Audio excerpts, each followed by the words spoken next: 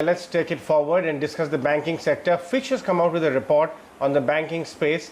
Saswata Guha is joining us to discuss more of that. Mr. Guha, the gist of your report is that the impact of pandemic going forward is likely to pose challenges for the banking sector. In fact, you go on to say that not only credit costs will rise, but even the NP situation would get challenging. When we speak to most of the large banks, it appears that they have adequately provided for the challenges which lie ahead. What's your hypothesis right now for the space?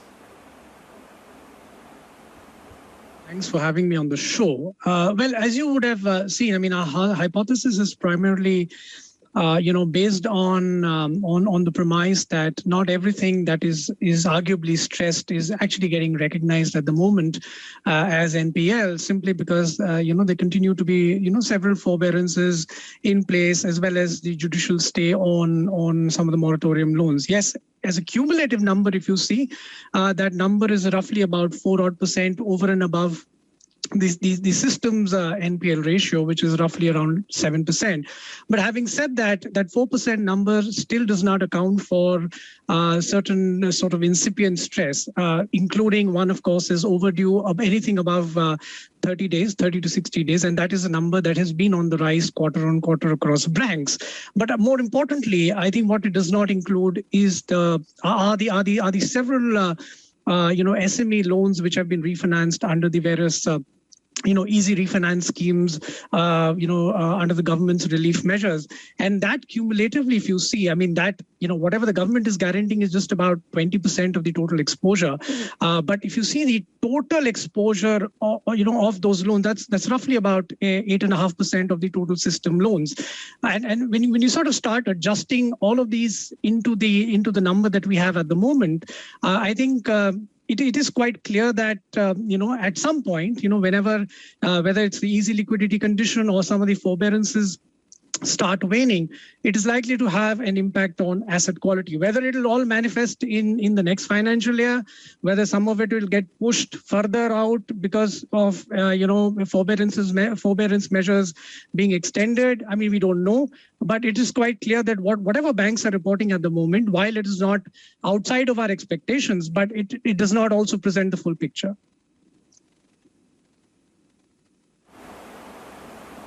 Right.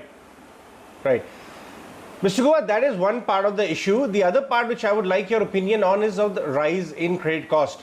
The way consumer loans are, there's a race to bottom as far as home loans are concerned. Other consumer loans are also getting quite competitive. On the other hand, the borrowing, in a way, the rates at which fixed deposits, etc., are offered to retail citizens, all of that has also gone through a massive, kind of a race to take it on the lower side. Are you seeing all of that bottoming out? And from here on, if you indeed see rates harden, that will get impacted on the borrowing costs or the cost overall for capital for lending institutions? If yes, talk to us about how much do you see the additional borrowing costs coming in for the NBFC universe, and how do you see the banking universe also feel the same pinch? Question, because I think what you've asked is sort of directly impact the bank names, and I think funding costs, particularly the trajectory in terms of declining funding costs is a huge contributor to the fact that banks have continued to maintain their names more or less, even through a time when they have seen very limited growth, particularly the state-owned banks, and a lot of it has actually come through funding cost savings. You're right. At some point, we do expect the funding costs to bottom out, but if you were to sort of consider the current liquidity situation, which funding costs are which is a significant function of, we expect that to continue at least for some more time. I mean, at least for a large part of this particular calendar year. But yes, I think any movement, upward movement on the rate side obviously will put pressure on the banks. But I think what is important here to also understand the inclination of the banks to lend. Now, that is, of course, driven by two factors. One, of course, is credit demand itself, which which continues to remain, I would say, reasonably subdued, at least as of now. The other, of course, is banks' ability to lend. And in this situation, I have to sort of call out the state-owned banks, which again which are sort of constrained by virtue of their capitalization. And I think both these factors today are contributing to very limited credit supply as well. So without the inclination of banks to sort of go out and lend in a meaningful way, I think it will not put pressure on the loan to deposit ratio, which therefore means that, banks might have still some headroom, even after the rates start inching up, for them to be able to, maintain their funding costs at low rates. But quite clearly, I think, what we have seen as of now, and you're pretty right in your assessment, I mean, that's not sustainable, because at some point we do expect rates starting to inch up.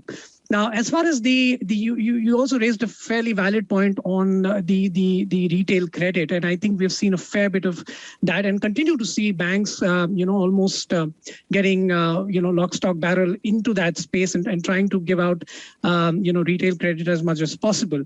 Now, within retail credit, what we believe is it's quite possible that certain parts of retail credit, especially home loans and so on and so forth, may prove to be a little more resilient than what, say, for example, we had expected initially, and that was back in 2020 when things were very, very uncertain.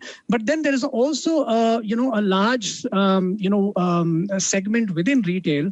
Of course, unsecured credit cards are the obvious or the usual suspects, which we deem as vulnerable.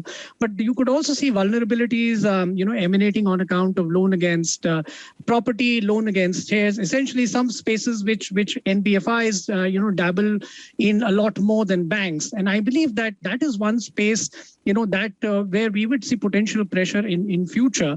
Of course, what is challenging with retail and to an extent even SMEs and is that unlike large corporates, which was pretty much the epicenter of the last asset quality cycle, it is very sort of difficult to sort of try and square in on an individual SME or an individual retail, given how granular this portfolio is. And therefore, I think banks would obviously have to look at it on a portfolio basis. But we are also pretty mindful of the fact that a fair degree of underwriting has been done by banks over the last 3 to 4 years, in certain cases, quite aggressively. And some of that underwriting is probably yet to see, the right kind of seasoning yet. And I think in times to come, clearly we will potentially see some pressure and the true test, sort of the litmus test of that portfolio.